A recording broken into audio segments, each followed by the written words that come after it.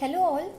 Today again we are doing the chapter of pair of linear equations in two variables, and like my last few videos, in this video also I am just trying to explain you how to form the equations, because forming equations is the most important part of this chapter. अगर आपकी equations बन जाती हैं then you can very easily find out the solution of your question. Let's see the question. After covering a distance of 30 km with a uniform speed, there is some defect in a train engine and therefore its speed is reduced to 4/5 of its original speed. First I am reading out the complete question for you, then I'll explain to you what in the question what they are asking and what they are saying. Consequently, the train reaches its destination late by 45 minutes. Had it happened after covering 18 km more, the train would have reached 9 minutes earlier. Find the speed of the train and the distance of the journey. As I have already told you that whatever is asked in the question, you have to assign the variable to that particular thing. Like in this question, they are asking to find the speed of the train. So one variable will be assigned to the speed of the train, which I have assigned to be x km/h. And the next thing what they are asking to find is the distance of the journey. So for the distance of the journey, I am assigning the variable y. Now let's understand what they are saying in the question. After covering a distance of 30 km, एक train जा रही है जिसने 30 kilometre का distance cover करने के बाद with a uniform speed, जो ट्रेन हमारी यूनिफॉर्म स्पीड मतलब बिल्कुल सेम स्पीड से जा रही है, न कम है न ज्यादा है, जो स्पीड है वही स्पीड से वो जा रही है, और 30 किलोमीटर का डिस्टेंस कवर करने के बाद उस ट्रेन में कुछ डिफेक्ट आ जाता है. There is some defect in a train engine, और उस डिफेक्ट आने की वजह से its speed is reduce to 4/5 of its original speed. Train की जो ओरिजिनल स्पीड थी उससे वो डिफेक्ट आने की वजह से वो स्पीड कम हो जाती है. और कितनी कम होती है? 4/5 ऑफ द ओरिजिनल स्पीड. जो पुरानी स्पीड थी, ओरिजिनल स्पीड थी, उसका 4/5 वो कम हो जाती है. और स्पीड कम हो जाने से कॉन्सिक्वेंटली मतलब इस वजह से the train reaches it's destination.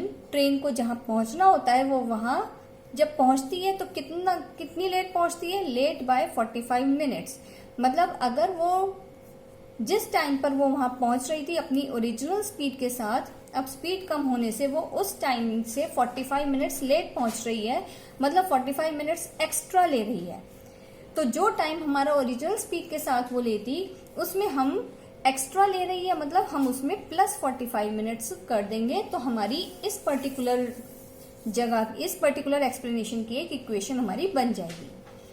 उसके बाद ये कह रहे हैं हैड इट हैपेंड, अगर ऐसा होता आफ्टर कवरिंग 18 किलोमीटर मोर, मतलब पहले 30 किलोमीटर के बाद उसके इंजन में डिफेक्ट आया था. वो कह रहे हैं अगर वो 18 किलोमीटर और एक्स्ट्रा अगर चली जाती, मतलब 18 किलोमीटर मोर का मतलब हुआ जो 30 किलोमीटर पर डिफेक्ट आया वो और 18 किलोमीटर के बाद आता, मतलब 30 + 18 के बाद अगर वो आता, the train would have reached 9 minutes earlier. 9 minutes earlier किससे अर्लियर? जो पहले 45 मिनट्स लेट पहुंच रही थी, इस टाइम से और 9 मिनट्स पहले पहुंच जाती. मतलब 9 मिनट्स अर्लियर का मतलब हो गया 45 में से 9 माइनस कर देंगे, क्योंकि इस टाइम से वो 9 मिनट्स पहले पहुंच रही थी. पहले पहुंचने का मतलब कम टाइम लिया, इसलिए हमने इसको माइनस कर दिया. Find the speed of the train and the distance of the journey. ये अब हमको फाइंड करना है. Let's come to the solution. तो हमने मान लिया original speed of the train is x km/h and the length of the journey is y. तो अगर ओरिजिनल स्पीड x थी और length of the journey y थी, तो इन दोनों के हिसाब से हमारा टाइम क्या होगा? टाइम का फॉर्मूला होता है डिस्टेंस अपॉन स्पीड. तो distance y upon x, time की यूनिट होती है आवर्स, तो t = y upon x hours. तो ये हो गई हमारी ओरिजिनल स्पीड, ये हो गई original length of the journey, और ये हो गया ओरिजिनल टाइम. हमें तीनों चीजें ओरिजिनल मिल गई हैं. अब हम अपने क्वेश्चन के हिसाब से आगे चलते हैं. तो पहला केस क्या है? उन्होंने कहा है after covering a distance of 30 kilometre, मतलब 30 किलोमीटर तक वो अपनी ओरिजिनल स्पीड से जा रही थी और उसके बाद उसकी स्पीड कम हुई है. तो स्पीड फॉर 30 किलोमीटर कितनी रही, क्योंकि 30 किलोमीटर तक वो अपनी ओरिजिनल स्पीड से जा रही थी जो कि हमारी x किलोमीटर पर आवर है। तो इसके हिसाब से हमारा टाइम क्या हो गया, 30 किलोमीटर का टाइम क्या होगा, 30 किलोमीटर का टाइम होगा डिस्टेंस अपॉन स्पीड। तो डिस्टेंस जो कि 30 किलोमीटर है और स्पीड हमारी x है, तो इसके हिसाब से t1 हमारा हो गया 30 अपॉन x आवर्स।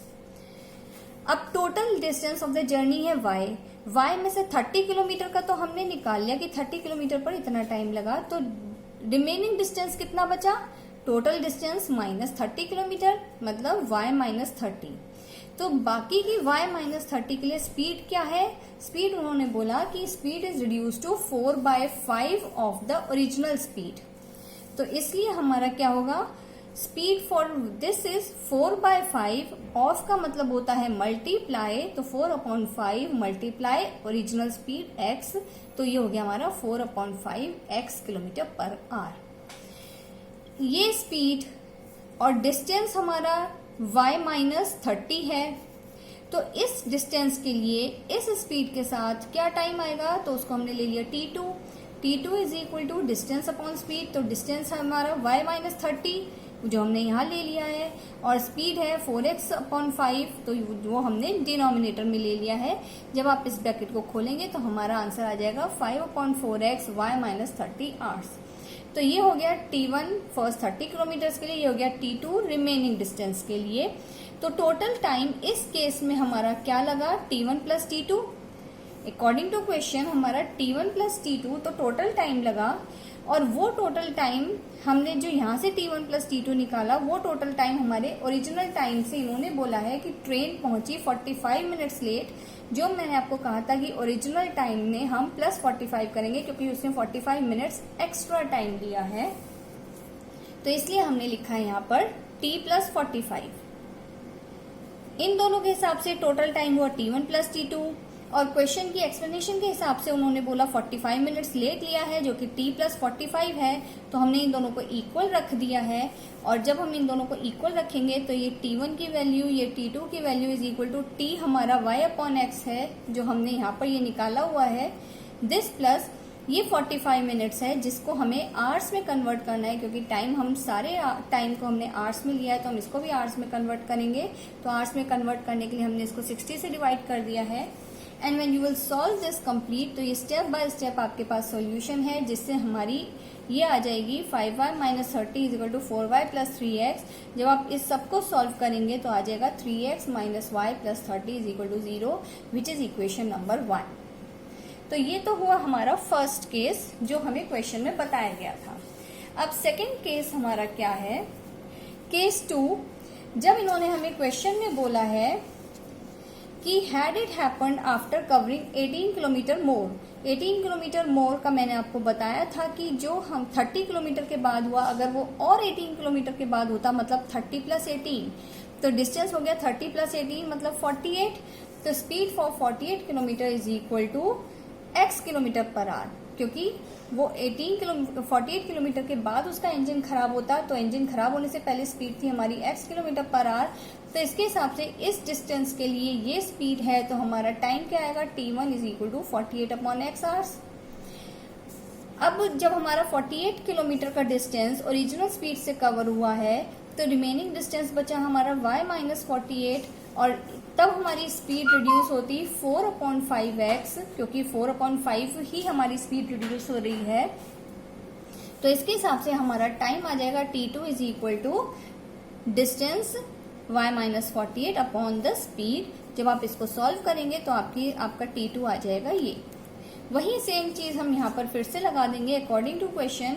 इन दोनों टाइम के हिसाब से हमारा टोटल टाइम हुआ t1 प्लस t2 जो हमने यहाँ लिख दिया इज इक्वल टू, अब वो कह रहे हैं कि क्वेश्चन में बोला गया है कि अगर ऐसा कुछ होता तो train would have reach 9 minutes earlier. 9 minutes earlier का मैंने आपको बताया था कि अर्लियर है 45 मिनट्स से, तो जो 45 मिनट्स एक्स्ट्रा लिया था उससे 9 मिनट्स पहले पहुंच गई, मतलब 9 मिनट्स का टाइम कम लिया। कम का मतलब माइनस करेंगे तो 45 माइनस 9, तो जो हम यहाँ पर ओरिजिनल टाइम में हम करेंगे 45 प्लस 45 माइनस 9 मिनट्स।